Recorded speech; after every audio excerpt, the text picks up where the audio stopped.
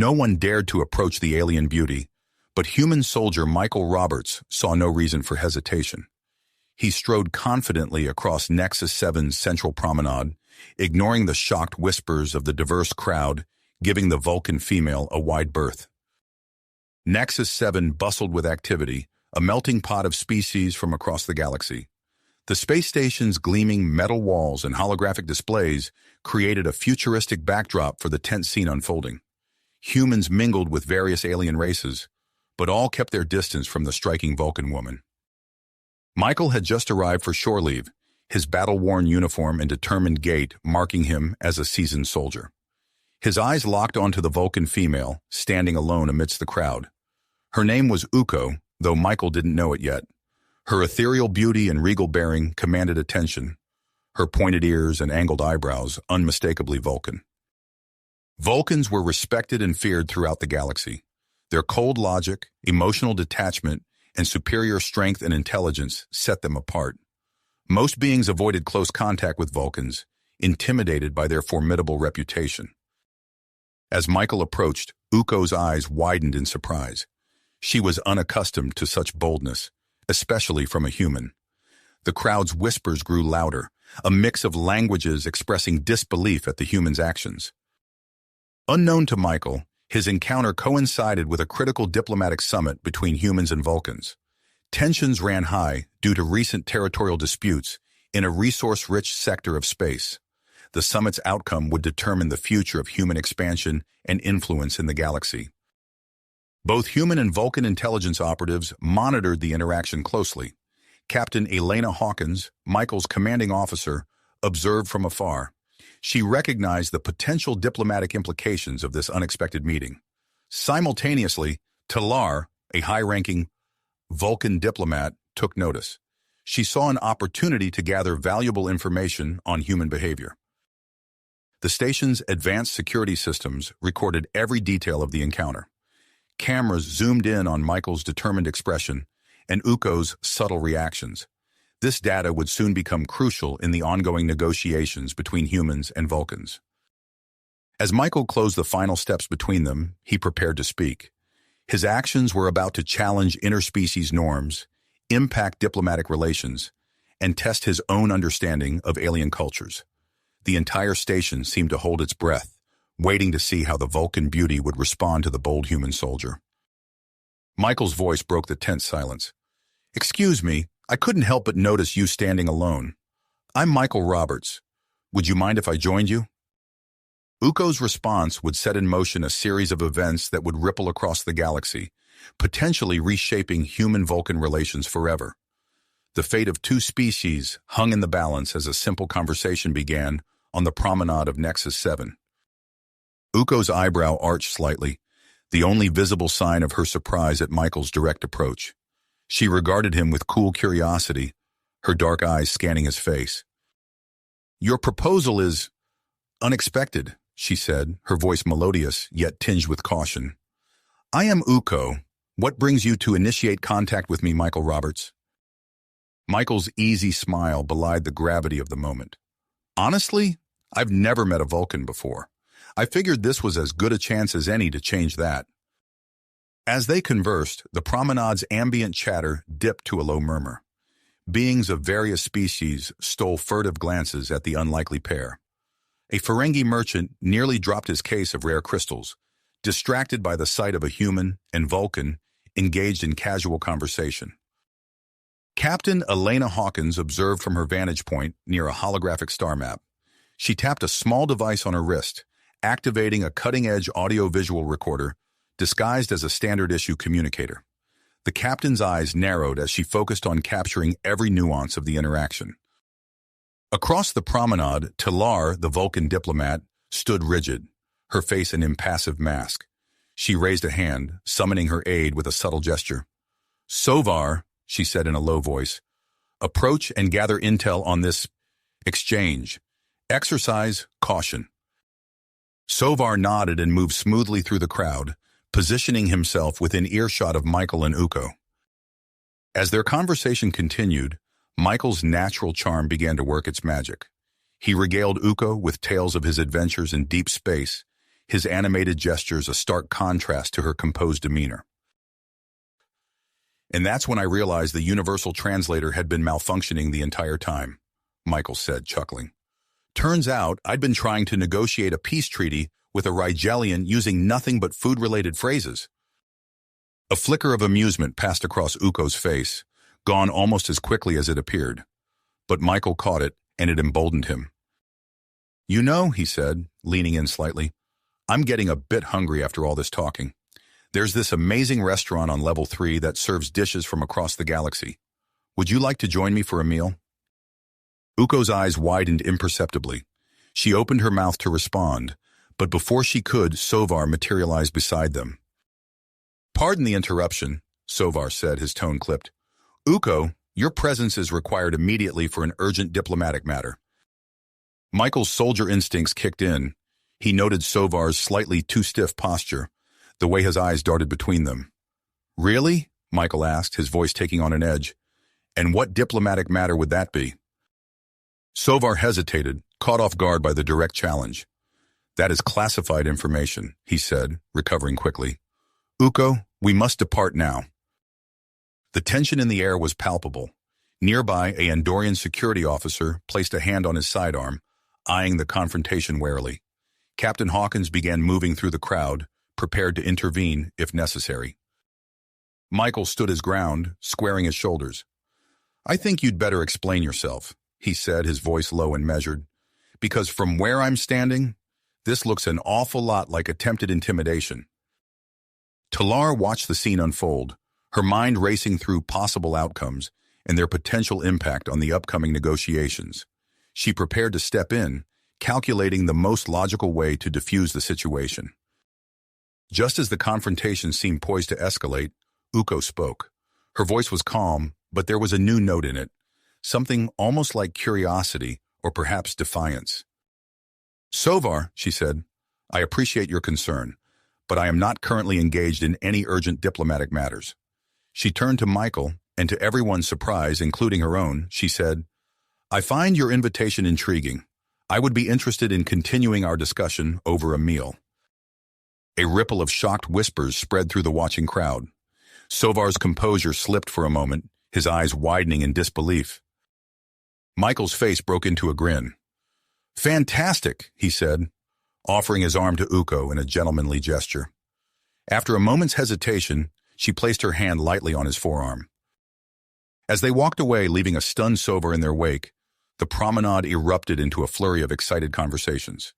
Species from across the galaxy debated the significance of what they had just witnessed. Captain Hawkins immediately tapped her communicator. "Sir," she said urgently, "we have a situation developing. The implications could be significant for our negotiations." Meanwhile, Talar summoned Sovar back with a sharp gesture. "This is an unexpected development," she said, her tone neutral, but her eyes intense. "We must reassess our strategy immediately." As Michael and Uko made their way to the restaurant, neither noticed the shadowy figure watching them from a dimly lit corner. The being known as the broker smiled to himself, already calculating how to profit from this unexpected turn of events. "Well, well," he murmured, his voice barely audible. "Isn't this interesting? I believe the stakes of this little game have just been raised significantly." The unlikely pair disappeared into a turbolift, leaving behind a station buzzing with speculation and a diplomatic corps scrambling to adapt to this unforeseen development. As the doors closed behind them, Michael and Uko stood in comfortable silence, unaware that their simple dinner date was about to send shockwaves through the delicate balance of galactic politics. The turbolift doors slid open, revealing the vibrant atmosphere of Nexus 7's third level. Michael and Uko stepped out, their unlikely pairing drawing curious glances from passers-by. The air hummed with the chatter of diverse species and the soft whir of holographic displays. "This way," Michael said, guiding Uko through the bustling corridor. "Starlight Fusion is just around the corner." As they approached the restaurant, the enticing aroma of exotic spices wafted through the air. The establishment's entrance was marked by a shimmering holographic sign that cycled through various alien scripts. Inside, Starlight Fusion lived up to its reputation. The dining area was a marvel of design, with tables arranged on floating platforms that gently bobbed in midair. Holographic stars twinkled overhead, casting a soft glow on the diners below. A Talaxian maitre d' greeted them with a polite bow. "Welcome to Starlight Fusion. Table for two?" Michael nodded, and they were led to a secluded corner platform. As they settled into their seats, Michael couldn't help but notice the furtive glances from other patrons. A Klingon couple at a nearby table whispered in harsh tones, their eyes darting between Michael and Uko. "I hope you don't mind the attention," Michael said, his voice low. "It's not every day a human and a Vulcan share a meal together." Uko's eyebrow arched slightly.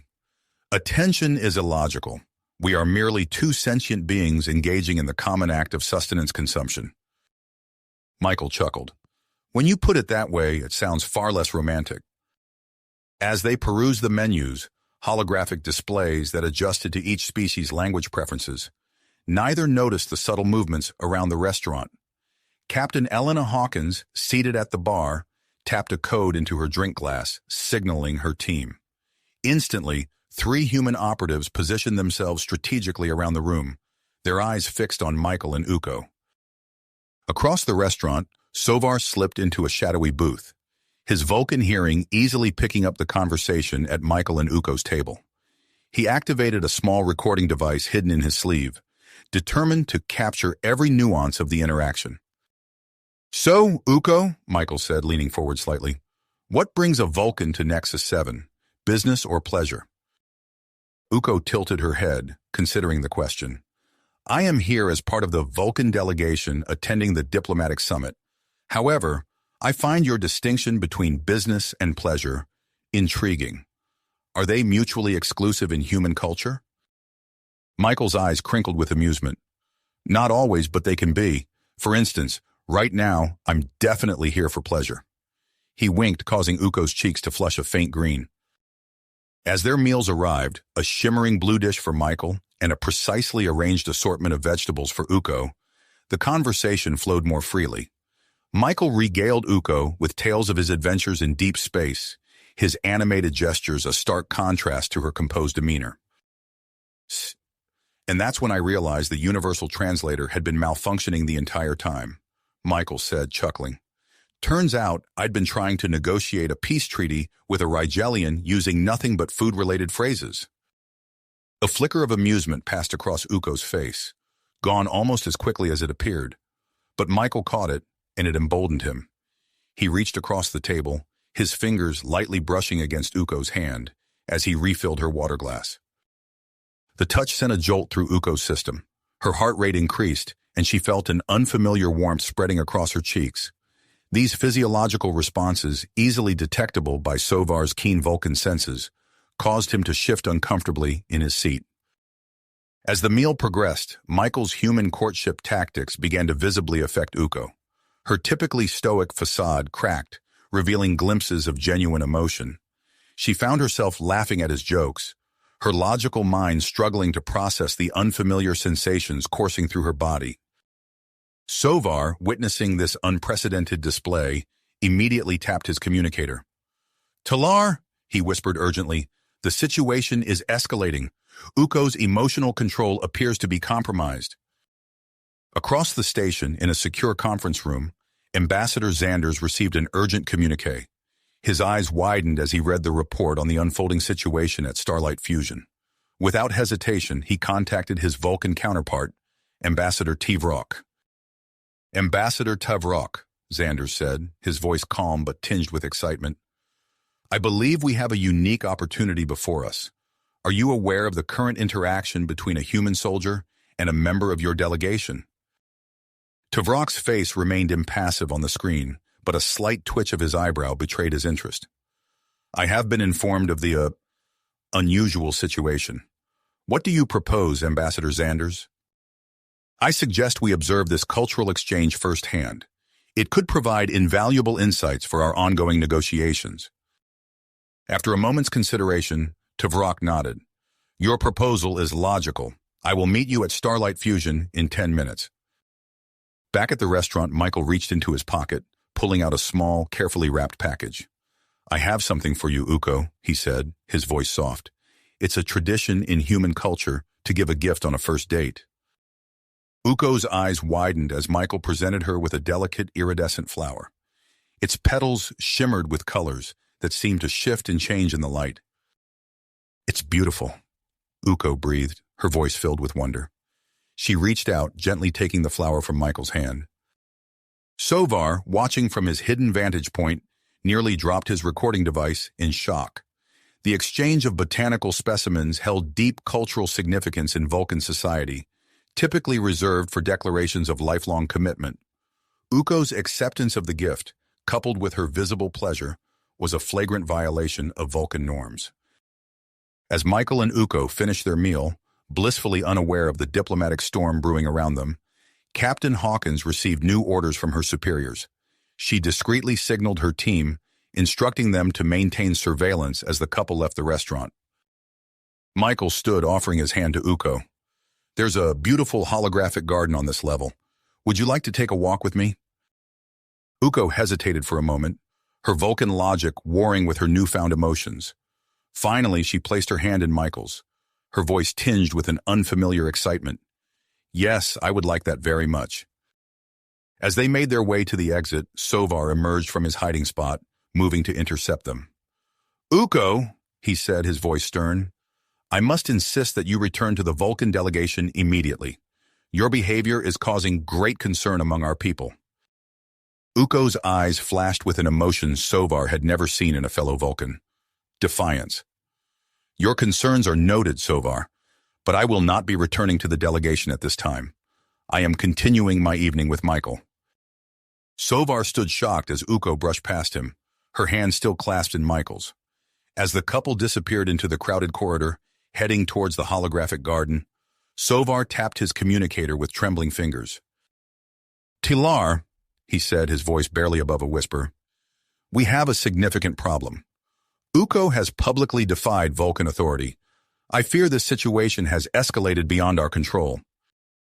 As Michael and Uko entered the lush, simulated environment of the holographic garden, neither realized that their simple dinner date had set in motion a series of events that threatened to reshape the delicate balance of power in the galaxy. The stage was set for a clash of cultures that would test the limits of diplomacy, logic, and the power of human emotion. As Michael and Uko entered the holographic garden, a wave of serenity washed over them. The air shimmered with the illusion of exotic flora, their vibrant colors and intricate patterns captivating the senses. Uko's eyes widened, taking in the beauty of the simulated environment. "This is fascinating," she breathed, her voice tinged with awe. Michael smiled, about to respond, when suddenly the tranquil scene before them flickered and distorted. The lush vegetation morphed into grotesque, twisted shapes, and the peaceful ambient sounds transformed into a cacophony of discordant noise. "What's happening?" Uko asked, her composure slipping as the serene garden dissolved into chaos around them.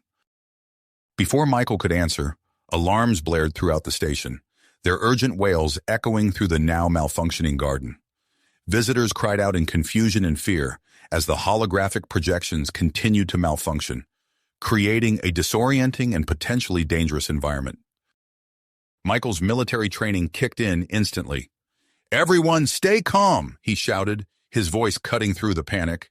"We need to evacuate the garden immediately. Follow me to the nearest exit." Taking Uko's hand, Michael began guiding her and the other visitors towards safety. As they navigated through the flickering, unstable holograms, Uko found herself impressed by Michael's quick thinking and leadership. "Your ability to adapt to this unexpected situation is admirable," she said, her voice betraying a hint of emotion that surprised even her.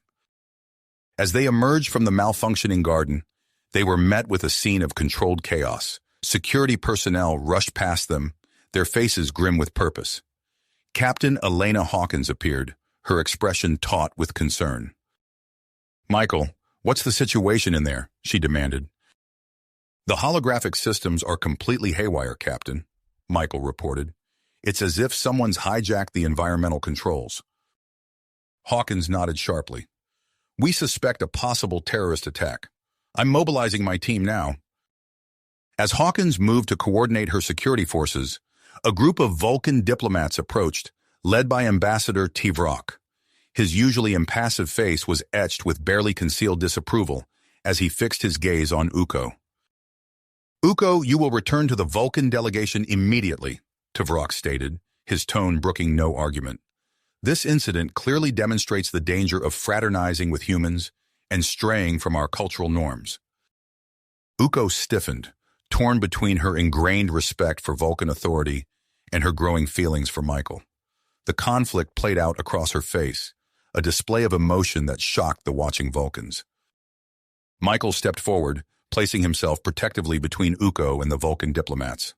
"With all due respect, Ambassador, Uko is free to make her own choices. She's not in any danger with me." Tvrok's eyes narrowed. "This is not a matter for human interference. Uko, you will comply with the wishes of your people." The confrontation drew the attention of nearby humans, including several off-duty soldiers from Michael's unit. They moved closer, their postures tense and ready for action. The Vulcan diplomats likewise closed ranks, creating two distinct and opposing groups. Ambassador Xanders arrived on the scene, his experienced diplomatic eye taking in the powder keg situation. "Gentlemen, let's not allow this unfortunate incident to escalate into a diplomatic crisis," he said, his voice calm but authoritative. As Xanders attempted to mediate, Uko made a decision that would send shockwaves through both human and Vulcan societies. She stepped away from the Vulcan group, moving to stand beside Michael. "Ambassador Tvrok," she said, her voice steady despite the gravity of her words, "I respectfully decline to return to the Vulcan delegation at this time.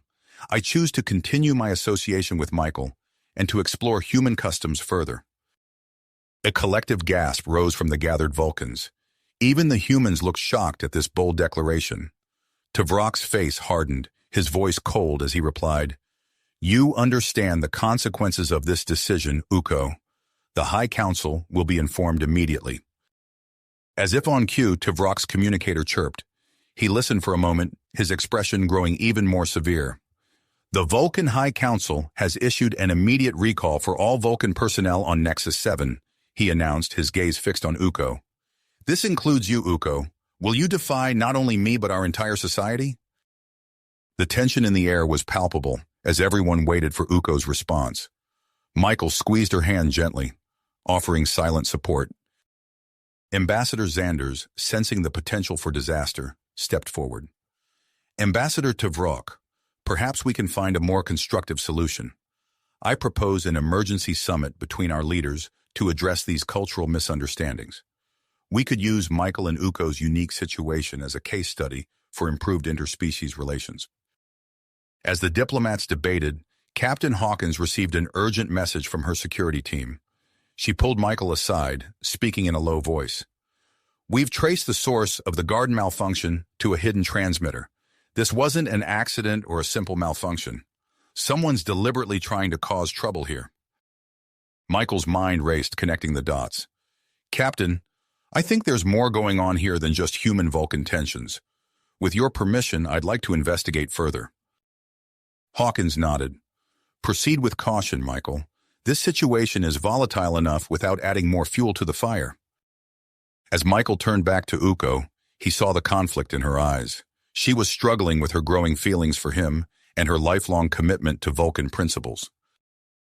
"Uko," he said softly, "I think there's something bigger happening here. Someone's trying to manipulate both humans and Vulcans. Will you help me uncover the truth?" Uko hesitated, her gaze flickering between Michael and the Vulcan delegation. Finally, she nodded. "Yes, Michael, I will assist you.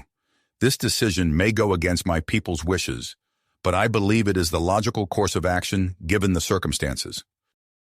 As Michael and Uko prepared to embark on their covert investigation, neither realized the far-reaching consequences their actions would have. Unbeknownst to them, the broker watched from the shadows, a smile playing on his lips as he set the next phase of his plan into motion. Throughout Nexus 7, news of the deteriorating human-Vulcan relations spread like wildfire. Other alien species began to take sides, seeing opportunity in the growing conflict. The station, once a symbol of interspecies cooperation, now teetered on the brink of chaos. Michael led Uko away from the crowd, his mind already formulating a plan. "We need to start by examining that hidden transmitter," he whispered. "Whatever's going on, I have a feeling that's our best lead." As they moved through the station's corridors, the sounds of heated arguments and urgent communications filled the air. The once bustling promenade had become a hotbed of tension and suspicion. Uko, her decision to stand with Michael still sending tremors through her logical mind, found herself experiencing a mix of exhilaration and fear. "Michael," she said, her voice barely audible, "I believe I may be experiencing what humans call excitement. It is most unsettling." Michael couldn't help but smile, despite the gravity of their situation. "Welcome to the world of human emotions, Uko. Just wait until we solve this mystery, then you'll really feel something." As they disappeared into the depths of Nexus 7, neither Michael nor Uko realized that their investigation was about to uncover a conspiracy that threatened not just human-Vulcan relations, but the stability of the entire sector. The stage was set for a clash of cultures, ideologies, and hidden agendas that would test the limits of interspecies cooperation and challenge long-held beliefs about emotion, logic, and the very nature of galactic diplomacy. As Michael and Uko disappeared into the depths of Nexus 7, the station's corridors buzzed with an undercurrent of tension. They moved swiftly, keeping to less-traveled passages to avoid detection. "We need to start with the holographic garden," Michael whispered, his eyes scanning their surroundings. "That's where this all began." Uko nodded, her Vulcan senses on high alert. "Agreed. I may be able to detect anomalies in the holographic matrix that human sensors missed." They reached the garden's entrance, now cordoned off with security barriers. Michael glanced around before deftly bypassing the lock. As they stepped inside, the malfunctioning holograms flickered and pulsed, creating a disorienting landscape. Uko closed her eyes, focusing her heightened senses. "There's an unusual energy signature coming from the southeast corner," she said, pointing. Michael followed her lead, carefully navigating through the unstable projections. In the corner, partially hidden by a holographic bush, they found a small, blinking device. "The hidden transmitter," Michael muttered, examining it closely. "This is definitely not standard station equipment." Uko produced a small scanner from her robes. "The signal originates from a location in the station's lower levels," she reported, her eyebrow raised in a distinctly Vulcan expression of intrigue. With the transmitter's location identified, they made their way through Nexus 7's labyrinthine corridors. The station's usual bustle had been replaced by an eerie quiet, punctuated by distant arguments and hurried footsteps. As they descended into the lower levels, the atmosphere grew tense. Michael's military instincts kicked in, every shadow a potential threat. Uko moved with Vulcan precision, her steps silent on the metal floors. They arrived at a nondescript door, unremarkable save for the faint hum of electronics beyond. Michael pressed his ear against it, listening intently. "The humans and Vulcans are at each other's throats," a muffled voice said. "The broker will be pleased." Michael and Uko exchanged glances. They had stumbled upon something far bigger than they'd anticipated.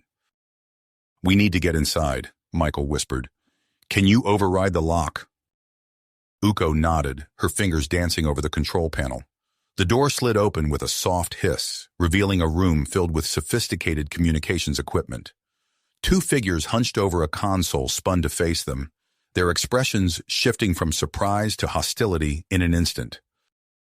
"Intruders!" one shouted, reaching for a weapon. Michael sprang into action, years of combat training taking over. He tackled the nearest agent, driving him to the ground. Uko, drawing on her Vulcan strength, engaged the other, her movements precise and powerful. The room erupted into chaos. Equipment crashed to the floor as the combatants grappled.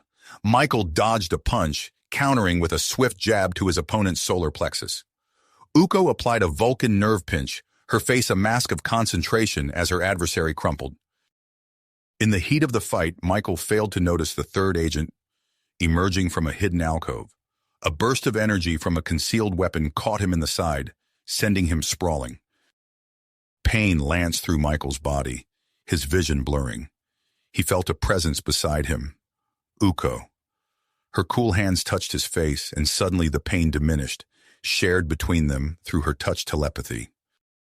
Their eyes met, a moment of profound connection amidst the chaos. Uko's usually impassive features softened, a flicker of emotion passing across her face. The moment was shattered by the sound of approaching footsteps. "We must leave," Uko said urgently, helping Michael to his feet. They fled the communications hub, Michael clutching a data drive he'd managed to grab during the fight. The corridor outside was a maze of twisting passages and maintenance shafts. "This way," Michael gasped, pulling Uko into a narrow service tunnel. The sound of pursuit echoed behind them, growing closer with each passing second. They emerged into a vast chamber filled with humming machinery, Nexus 7's primary life support systems. As they raced across a catwalk, a stray shot from their pursuers struck a critical coolant line.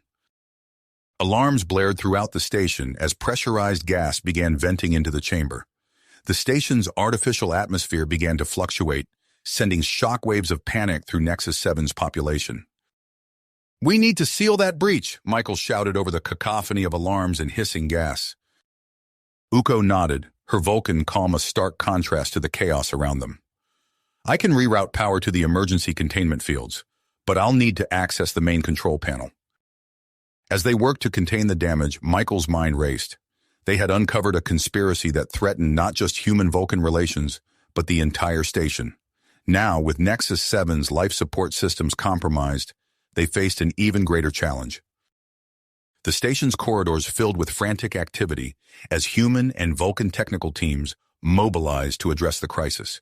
In the central control room, Captain Hawkins barked orders, coordinating the emergency response. "We need those containment fields online now," she commanded, her face illuminated by flashing warning lights. Ambassador Xanders and Tvrok stood side by side, their earlier animosity forgotten in the face of impending disaster. "Perhaps," Xanders suggested, "a joint human-Vulcan engineering team could—" His words were cut short as the control room door burst open. Michael and Uko stumbled in, battered but determined. "Captain," Michael said, his voice hoarse, "we have evidence of sabotage. Someone's been manipulating both humans and Vulcans, trying to provoke a conflict." The room fell silent, all eyes on the unlikely pair. Uko stepped forward, her voice steady despite the emotion Michael sensed roiling beneath her Vulcan exterior. "We must put aside our differences," she said. "The station is in grave danger, and only by working together can we hope to save it." As the assembled leaders absorbed this revelation, a new alert flashed across the main screen. The broker had made his move, threatening to vent the entire station unless his demands were met.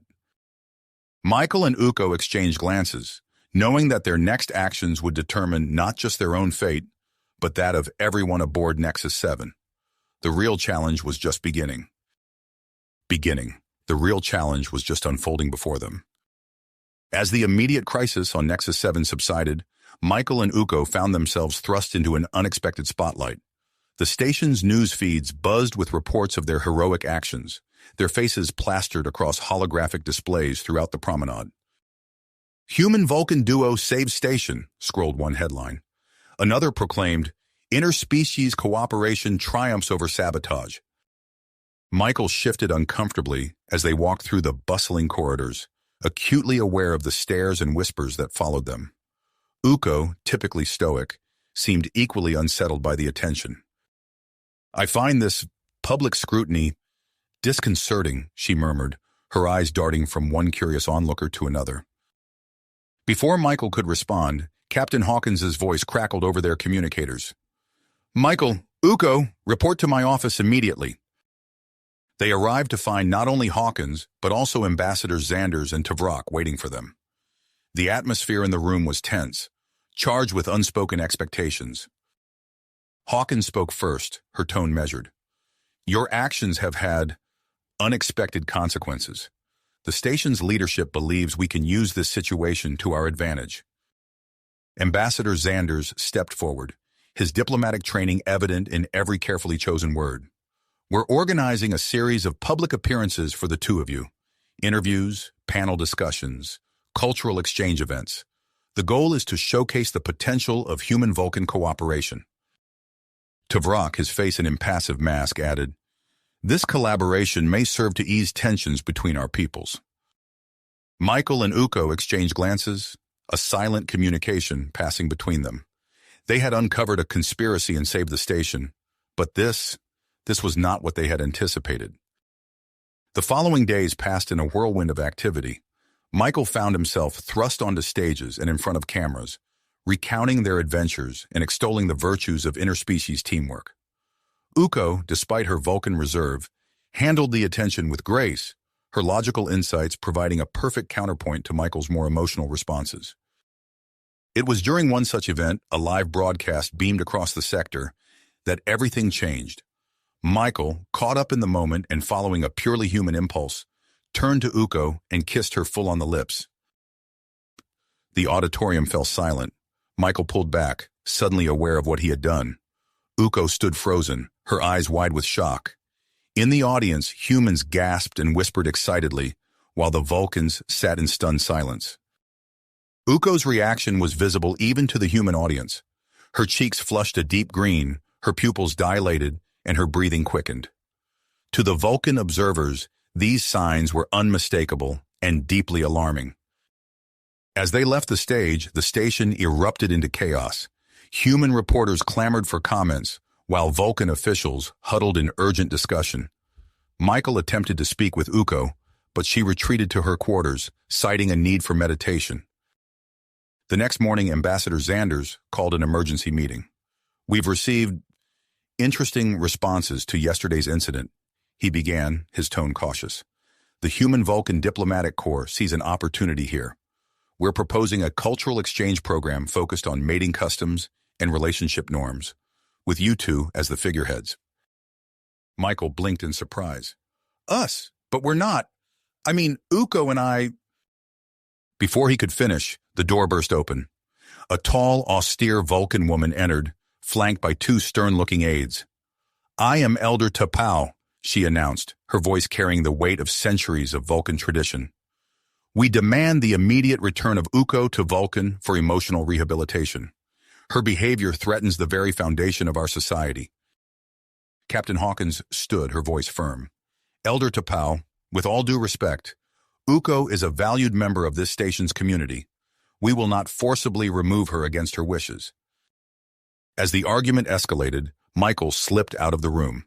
He found Uko in the holographic garden, now repaired and serene. She turned to him, her face a complex mix of confusion and something else. Something decidedly un-Vulcan. "Michael," she said softly, "I find myself experiencing emotions, powerful ones. It is most unsettling." He stepped closer, his heart racing. "Uko, I'm sorry if I've caused you distress. I never meant to—" She held up a hand, silencing him. "Do not apologize. These feelings, while foreign, are not unwelcome." Her voice dropped to a whisper. "I believe I require further research into human mating customs." As they stood there, the garden's artificial sunlight warm on their skin, neither noticed the shadowy figure watching from a hidden alcove. The broker smiled to himself, already formulating plans to capitalize on this unexpected turn of events. Across Nexus 7, humans and Vulcans alike debated the implications of the kiss. Other alien species, intrigued by the controversy, began to take sides. In bars and cafes, in diplomatic offices and private quarters, the station buzzed with speculation about the future of human-Vulcan relations. And at the center of it all, Michael and Uko found themselves navigating not just a potential relationship, but a cultural minefield that threatened to reshape the very nature of interspecies diplomacy in the galaxy. As night fell on Nexus 7, Captain Hawkins stood in her office, staring out at the stars. She tapped her communicator, her voice low and urgent. "Security Team Alpha, initiate Protocol 7. Our priority is the safety of Michael and Uko. Whatever happens next, we need to be prepared." The stage was set for a clash of cultures, a test of diplomacy, and a love story that could redefine the boundaries between species. As Nexus 7 slipped into its night cycle, no one could predict the challenges that lay ahead. As Nexus 7 slipped into its night cycle, the repercussions of Michael and Uko's unexpected display reverberated through the station. Captain Hawkins's voice crackled over the station-wide communication system, her tone firm but reassuring. Attention all inhabitants of Nexus 7. Due to recent events and ongoing security concerns, we are initiating a station-wide lockdown. Please remain in your current locations and await further instructions. Michael and Uko exchanged glances as they stood in the holographic garden, the artificial moonlight casting shadows across their faces. It appears our actions have had far-reaching consequences, Uko observed, her voice tinged with a hint of concern. Before Michael could respond, their communicators chimed simultaneously. Captain Hawkins's face appeared on the small screens. Report to Conference Room Alpha immediately. We have a situation to discuss. They arrived to find the room already occupied by a tense group of station officials. Ambassador Xanders paced near the viewport, his usual diplomatic composure noticeably strained. Tuvok stood motionless in a corner, his face an impassive mask that betrayed nothing of his thoughts. Captain Hawkins gestured for Michael and Uko to take seats at the large oval table dominating the room. As they settled in, she activated a holographic display at the center of the table. We've received reports of unrest across multiple sectors of the station, Hawkins began, her fingers manipulating the display to show a map of Nexus 7 with several areas highlighted in red. The incident during your public appearance has sparked intense debate and, in some cases, conflict between various species aboard the station. Ambassador Xanders stepped forward, his eyes fixed on Michael and Uko. We believe we have a solution that may help diffuse the situation. However, it will require your full cooperation and openness. Michael shifted in his seat, a sense of unease growing in the pit of his stomach. What exactly are you proposing, Ambassador? Xanders took a deep breath before continuing. We want to organize a controlled demonstration of human mating customs, a public event that will allow us to demystify the process for Vulcans and other species aboard the station. The room fell silent, the weight of the proposal hanging heavy in the air. Uko's eyebrow arched sharply, the only visible sign of her surprise. You want us to, Michael began, his voice trailing off as he struggled to comprehend the implications. Tuvok spoke for the first time, his voice cool and measured. The logical approach to addressing misconceptions is through education and transparency. This demonstration would serve that purpose. Captain Hawkins activated another holographic display, revealing schematics for a large transparent dome. We've designed a secure habitat where the demonstration would take place. It's equipped with advanced sensory equipment to monitor physiological responses of both participants. As Michael and Uko absorbed the details of the proposal, the conference room door slid open. A team of human and Vulcan scientists entered, led by a tall, austere Vulcan woman. This is Dr. Tiren, Hawkins introduced, a leading expert in xenobiology. She and her team will be overseeing the scientific aspects of the demonstration. Dr. Tiren nodded curtly. We believe this event may provide valuable insights into interspecies compatibility and potential for genetic cohesion. Michael's mind raced, torn between the potential benefits of the demonstration and the deeply personal nature of what was being asked. He glanced at Uko, searching her face for any indication of her thoughts. To his surprise, Uko spoke first. While the prospect of such a public display is uncomfortable, I recognize the logical merits of this proposal. If it will contribute to greater understanding between our species, I am willing to participate. All eyes turned to Michael. He took a deep breath, acutely aware of the weight of his decision. I agree. If this can help prevent further conflict and promote cooperation, then we have to try. As the details of the demonstration were finalized, news of the event began to spread throughout Nexus 7. The station buzzed with anticipation and controversy. In the shadows, the broker smiled to himself, already formulating plans to capitalize on this unprecedented spectacle. The day of the demonstration arrived with an air of tension and excitement permeating the station. Michael and Uko stood before the entrance to the Habitat Dome, surrounded by a flurry of activity as final preparations were made. Dr. Tiren approached, her face a mask of scientific detachment. We have calibrated the sensors to monitor a wide range of physiological responses. Your comfort and safety are our primary concerns. As they stepped into the dome, Michael's heart raced. The transparent walls allowed him to see the gathered crowd beyond, a mix of humans, Vulcans, and various alien species, all watching with rapt attention. Uko's hand brushed against his, a gesture so subtle it might have been accidental. But as their eyes met, Michael saw a flicker of emotion in her gaze that spoke volumes. The demonstration began, and Michael found himself hyper-aware of every movement, every touch. He took Uko's hand, feeling the coolness of her skin against his palm. The simple act of interlacing their fingers sent a ripple of murmurs through the observing crowd. As they moved through the carefully choreographed stages of human courtship, Michael could sense the growing tension in the air. The Vulcan observers watched with a mixture of scientific curiosity and barely concealed discomfort as he caressed Uko's face, drawing her closer. Their lips met and the world seemed to fall away. For a moment, Michael forgot about the watching eyes, the scientific censors, the weight of diplomatic consequences. There was only Uko, her lips surprisingly warm against his, her body trembling slightly as she leaned into the kiss. Suddenly, alarms blared throughout the dome. The temperature began to rise rapidly, humid air swirling around them. Through the transparent walls, Michael could see Captain Hawkins and her security team wrestling with a group of robed figures, radical Vulcan purists attempting to sabotage the demonstration. As chaos erupted outside the dome, Michael and Uko found themselves trapped in an increasingly sweltering environment.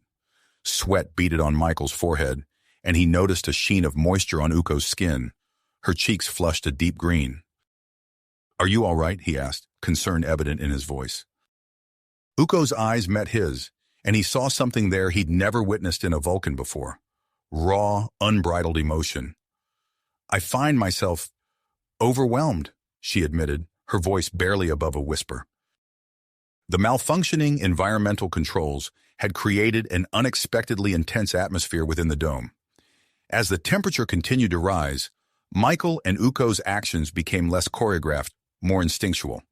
Their bodies moved together with a newfound urgency, hands exploring, breaths mingling. Outside the dome, Dr. Turen's eyes widened as she studied the readouts from the sensory equipment.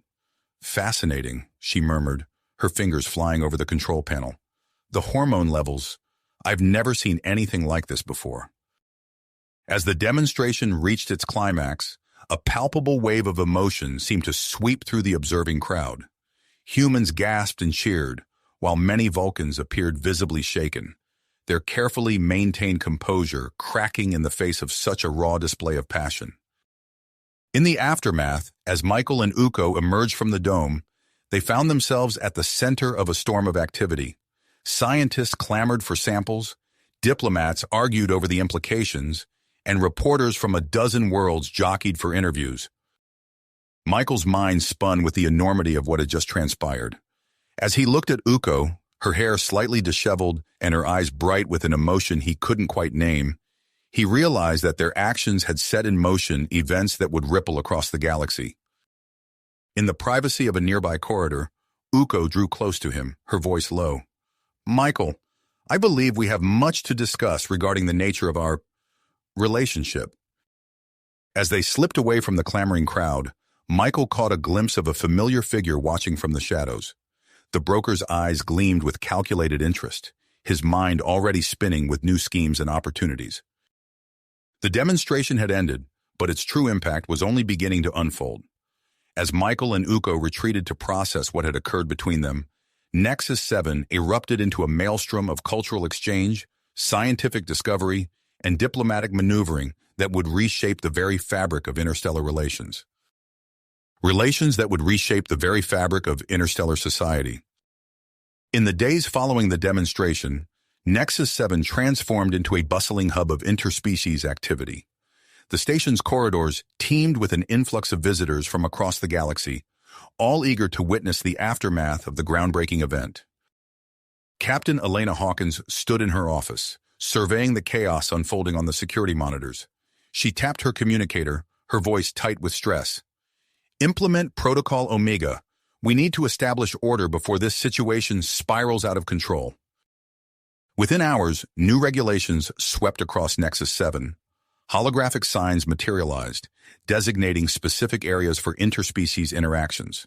Station-wide announcements informed residents and visitors of mandatory cultural sensitivity training sessions. Michael and Uko found themselves thrust into the center of this whirlwind. As they walked through the promenade, heads turned and conversations hushed. The weight of their newfound celebrity status pressed heavily upon them. A tall, slender woman with piercing green eyes approached them, her lab coat marking her as a member of the scientific community. "Michael, Uko," she said, extending her hand. "I'm Dr. Zara Boyd, xenobiologist. I was wondering if I could have a moment of your time." They retreated to a quiet corner of the station's arboretum. Dr. Boyd's eyes gleamed with excitement as she outlined her proposal.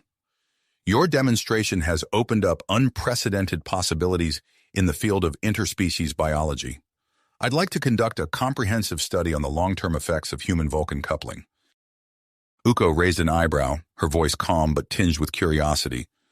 "What would this study entail, Dr. Boyd?"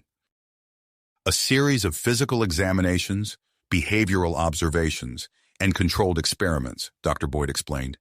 "It could provide invaluable insights into interspecies compatibility."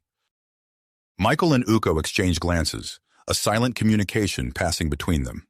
After a moment, Michael nodded. "We're in. If it can contribute to greater understanding between our species, it's worth it." As weeks passed, Dr. Boyd's lab became a second home to Michael and Uko. They underwent countless tests, their bodies scrutinized down to the cellular level. The routine of examinations and experiments became a strange new normal. One afternoon, as Michael lay on an examination table, electrodes attached to his temples, he noticed Dr. Boyd's expression change. Her eyes widened as she studied the readouts on her holoscreen. "This is extraordinary," she murmured, her fingers flying over the controls. "Uko, your physiology is showing signs of adaptation to human biochemistry. It's as if your body is synchronizing with Michael's on a molecular level."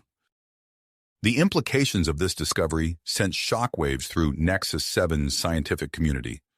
Debates erupted in research labs and academic forums across the station. The possibility of viable human-Vulcan offspring, once dismissed as science fiction, suddenly seemed within reach. As news of Dr. Boyd's findings spread, other species on Nexus 7 began to take notice. The medical bay was soon overwhelmed with requests for interspecies compatibility tests. Dr. Lyrax, the station's chief medical officer, found himself working around the clock to keep up with demand. In the shadows of this scientific frenzy, a more sinister operation was taking root. The broker's agents moved through the station with practiced stealth, collecting genetic samples from unsuspecting individuals. In his hidden laboratory, the broker smiled as he examined the growing collection of DNA vials. "Soon," he mused, "we'll be able to offer the galaxy its heart's desire for the right price." The atmosphere on Nexus 7 grew increasingly charged. Cultural barriers that had stood for centuries began to crumble as species mingled in ways never before seen. In the station's social hubs, humans and aliens alike engaged in awkward attempts at cross-species flirtation. Ambassador Xanders observed these changes with a mixture of fascination and concern. He spent long hours in his office, drafting and redrafting what he called the Interspecies Compatibility Treaty. "We need to get ahead of this," he explained to Tivrock during a late-night strategy session. "If we don't establish guidelines now, we could be looking at a galactic crisis." Tivrock nodded, his face impassive but his eyes betraying a hint of worry. "The conservative factions on Vulcan are already mobilizing. We must proceed with caution." Their concerns proved prescient. Within days, a Vulcan battlecruiser arrived at Nexus 7, carrying Elder T'Pau and a contingent of conservative Vulcan leaders. Their demand was clear and non-negotiable. Uko must be returned to Vulcan immediately. Captain Hawkins called an emergency meeting in the station's command center. As the senior staff gathered, tension hung heavy in the air. "We're sitting on a powder keg," Hawkins said, her voice grim. "One wrong move could spark an interstellar incident." As if to underscore her point, alarms blared throughout the station. Security feeds showed a group of human supremacists, led by a scarred man with a military bearing, clashing with a mixed group of aliens in one of the lower decks. "That's Victor Kane," Hawkins growled, recognizing the leader. ex-military, dishonorably discharged. He's been spouting rhetoric about human genetic dominance for years. As security teams rushed to contain the situation, Dr. Boyd burst into the command center, her face flushed with excitement. "Captain, you need to see this," she said, activating a holo display. "We've detected changes in Michael's physiology. His body is producing new hormones, pheromones. It's as if he's adapting to Uko on a biological level." The implications of this new development hung in the air, unspoken but profound. If humans could adapt to alien partners, the potential for interspecies relationships expanded exponentially. Amidst this chaos, a sleek diplomatic shuttle docked at Nexus 7. Representatives from the Galactic Council disembarked, their expressions grave as they surveyed the tumultuous scene before them. In their quarters, Michael and Uko sat in silence, the weight of recent events pressing down on them. Michael reached out, taking Uko's hand in his own. "Whatever happens," he said softly, "we're in this together." Uko's reply was cut short by a message alert. An announcement scrolled across their view screen. "Attention all residents and visitors. Nexus 7 has been selected as the site for an unprecedented interspecies conference. Representatives from all known sentient races are expected to attend. This historic gathering will address the recent developments in interspecies relations and their implications for the future of our galaxy." As the message faded, Michael and Uko exchanged glances. They knew that whatever the outcome of this conference, their lives and the course of galactic history would never be the same. The announcement of the interspecies conference sent shockwaves through Nexus 7. Within hours, the station's docking bays were filled to capacity as ships from across the galaxy arrived, disgorging delegates of every conceivable species. Captain Elena Hawkins stood in the station's control room, her brow furrowed as she surveyed the influx of new arrivals. "Implement full biometric screening protocols," she ordered, her voice tight, "and establish restricted movement zones. I want security checkpoints at every major intersection." As the station's crew scrambled to enact her orders, Hawkins turned to her second-in-command. "We're operating beyond capacity. If we don't maintain strict control, this powder keg will explode." In their quarters, Michael and Uko watched the streams of new arrivals with a mixture of awe and trepidation. "I never imagined our actions would lead to this," Michael murmured, his hand unconsciously seeking Uko's. Uko's response was cut short by an urgent message from Dr. Zara Boyd. "I need you both in my lab immediately," the xenobiologist's voice crackled through the comm system. "I've made a breakthrough." They found Dr. Boyd in a state of scarcely controlled excitement, her lab a whirlwind of activity as assistants rushed between banks of humming equipment. "Look at this," she said, pulling up a holographic display of swirling molecular structures. "I've identified a unique protein complex in Uko's bloodstream. It's a hybrid, part Vulcan, part human." Michael leaned closer, his eyes widening. "What does this mean?"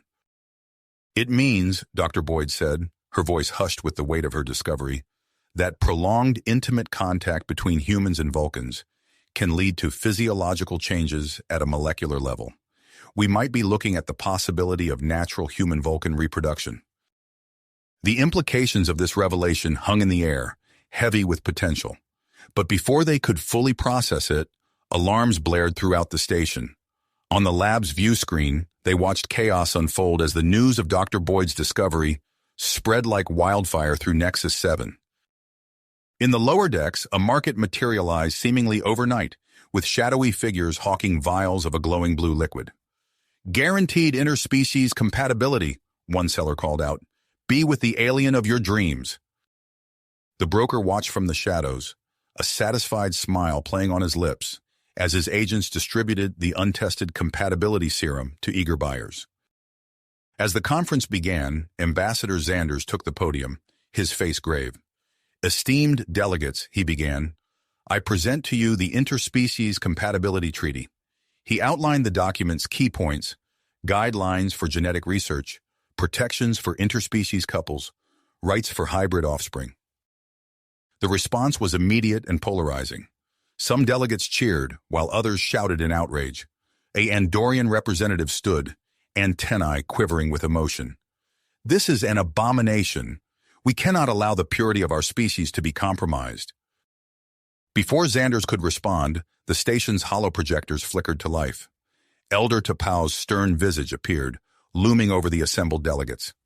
"Behold," her amplified voice boomed, "the degenerative effects of interspecies breeding on Vulcan physiology." Images flashed across every screen, manipulated photos of Uko, her features distorted, portraying her as a victim of human genetic contamination. Gasps and cries of alarm echoed through the conference hall. In the ensuing chaos, Victor Kane and his human supremacist group seized their opportunity. Alarms blared as they hacked into the station's communication systems. Kane's scarred face appeared on screens throughout Nexus 7. "Humans must take their rightful place," he snarled. "Our genes will dominate the future of interspecies breeding." Captain Hawkins' voice cut through the cacophony. "Initiate emergency containment procedures. Seal off all sections." Blast doors slammed shut, trapping delegates in close quarters with those they had just been arguing against. In the sealed sections, tensions reached a boiling point. A Tellarite diplomat found himself nose to snout with a Vulcan elder, their debate about genetic ethics growing heated. In another compartment, a group of humans and aliens who supported interspecies relationships huddled together, eyeing the human supremacists trapped with them warily. Amidst the chaos, the broker made his move. In the station's environmental control room, his agents released a modified version of the compatibility serum into the air filtration system. As the compound spread through Nexus 7, its effects became rapidly apparent. In the conference hall, a staunchly anti-integration Andorian found himself drawn to a human delegate he had been arguing with moments before. Across the station, similar scenes played out as the airborne serum took effect. Michael and Uko, aware of the growing crisis, made their way to Dr. Boyd's lab. "We need to show them the truth," Michael said, his teeth clenched. "We'll undergo a public examination." As Dr. Boyd prepared her equipment, Uko suddenly swayed, her hand going to her abdomen. "I feel strange," she murmured. Dr. Boyd's eyes widened as she ran a quick scan.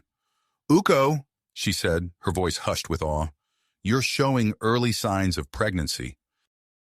The news spread through the station like a shockwave. In his office, Ambassador Xanders received the report, his mind racing with the implications. Simultaneously, in her ship docked at Nexus 7, Elder Tapau's eyes narrowed as she processed the same information. Both leaders mobilized their forces, each determined to reach Michael and Uko first. As they converged on Dr. Boyd's lab, the station's long-range sensors lit up with warnings. Captain Hawkins's voice came over the general comm system, tense and controlled. "Attention all personnel and delegates.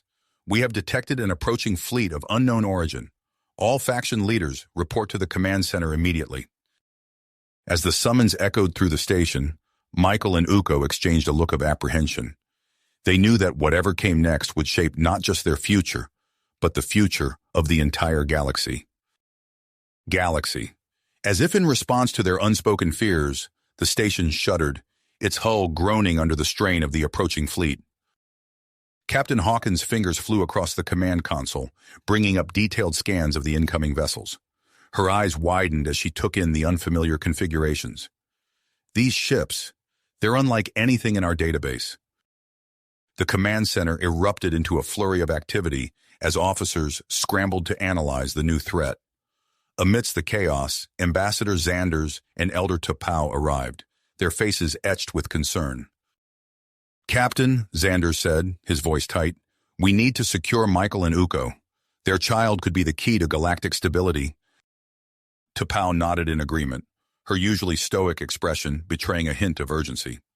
"The Vulcan people cannot allow such a significant biological development to fall into unknown hands." Hawkins turned to face them, her expression resolute. "With all due respect, Ambassador Elder, we have bigger problems right now. This fleet—" Her words were cut short as the main view screen flickered to life, revealing a diverse array of alien faces. The lead figure, a being with iridescent skin and multifaceted eyes, spoke in a melodious voice. "Greetings, residents of Nexus 7. We are the Concordat, a coalition of species from beyond your known space. We have long observed your civilizations, waiting for the right moment to make contact. The events unfolding on your station have convinced us that time has come. As the implications of this announcement sank in, Michael and Uko were fighting their way through the crowded corridors of Nexus 7. Uko's Vulcan strength and Michael's combat training made them a formidable pair, easily outmaneuvering the security forces sent to detain them. "We need to get to the shuttle bay," Michael panted, pulling Uko around a corner. "If we can commandeer a ship—" Uko's grip on his hand tightened suddenly. "Michael, wait! Listen!" The station's ventilation system hummed to life, a fine mist descending from the air vents. As they watched, the frenzied crowd around them began to calm, their angry shouts fading to confused murmurs. In the environmental control room, Captain Hawkins stood over Dr. Boyd, watching as the scientist made final adjustments to the serum's distribution.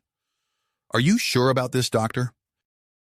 Boyd nodded, her eyes never leaving the control panel. "It's our best chance.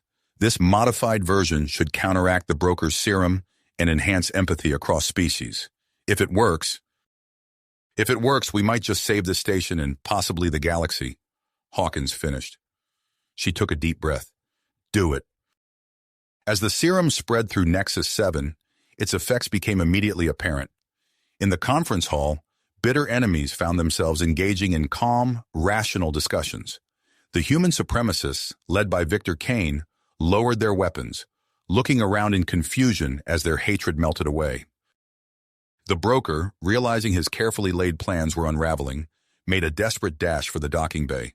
He rounded a corner, only to find himself face to face with a joint team of human and Vulcan security forces.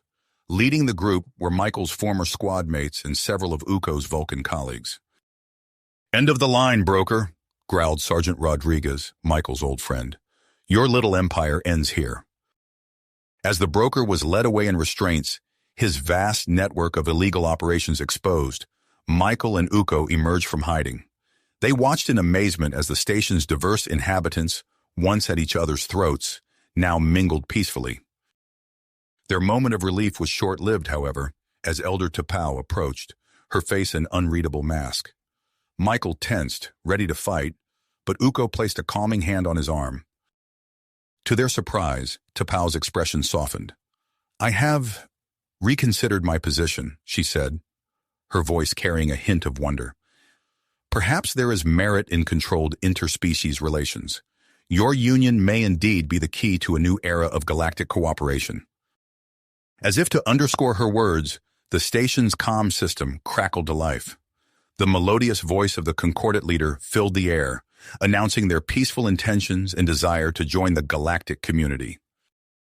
In the following hours, Nexus 7 transformed from a powder keg of interspecies conflict to a beacon of unity. The Concordate fleet docked, their representatives joining the ongoing discussions with enthusiasm. Michael and Uko, at the center of it all, found themselves ushered into Dr. Boyd's lab for a thorough examination. As Boyd ran her scans, her face lit up with excitement. "It's confirmed," she announced, her voice filled with awe. "Uko, you're carrying the first viable human-Vulcan hybrid in recorded history. This is revolutionary." As news of the pregnancy spread, celebrations erupted across Nexus 7. Species that had been at war for generations now toasted together, united in their joy at this symbol of a new future. In the station's main conference room, Ambassador Xanders and the Vulcan High Council convened an emergency session. The result was a groundbreaking treaty, establishing guidelines for interspecies relationships and the rights of hybrid offspring. As the document was drafted, Michael and Uko stood hand in hand, watching the proceedings with a mixture of hope and trepidation. They knew that their love story, which had begun with a simple hello in a crowded promenade, had now become the catalyst for monumental change. "What happens now?" Uko asked softly, her hand resting on her abdomen. Michael squeezed her hand, his eyes fixed on the diverse group of aliens and humans working together before them. "Now," he said, "we build a new future, together."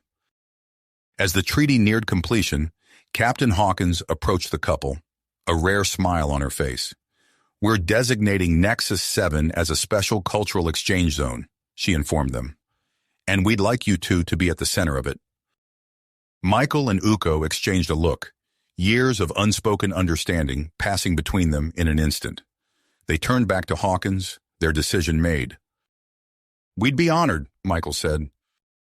As preparations began for the treaty's signing ceremony, Michael and Uko found themselves at the heart of a new initiative, the Galactic Cultural Exchange Center.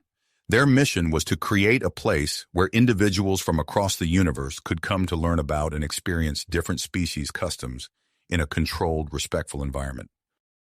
The once chaotic station now buzzed with a different kind of energy, one of curiosity, understanding, and hope. As representatives from dozens of species gathered for the historic treaty signing, Michael and Uko stood at the forefront, their hands clasped together, a living symbol of the new era dawning across the galaxy. You have reached the end of the story.